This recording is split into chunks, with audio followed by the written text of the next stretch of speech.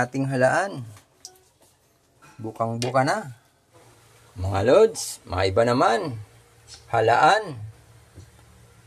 Masarap to mga lods, halaan. Magsabaw tayo ng halaan. Usong-uso to dito sa Cavite mga lods. Sa atin, ewan ko kung bugitis ito. Bugitis ba to mga lods? Sa Bicol? Halaan to dito sa amin, sa Cavite. Lagyan natin ng sayote. Masarap to mga lods. Ang sabaw ng halaan. Maliliit lang ang laman nito.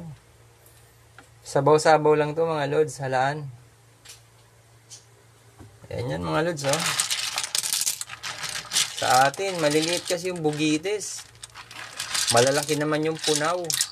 Pinagitnaan to ng bugitis at punaw mga lods. Halaan. Mga lods, alanganin man sa bugitis ito kung sa Bicol. Alanganin din sa punaw. Pinagitnaan nito. Ang punaw kasi malalaki dito. Ang bugitis naman maliliit dito. Ito yung halaan mga lods. Masarap ang sabaw nito. Lulutuin ko to maya-maya lang lods. May gagawin pa kasi ako. Ilagyan lang natin ng tubig mga lods para sa sabaw. Konti lang. Tapos tatakpan natin yan. Pag kumulo na yan, alam na. Katalo na yan.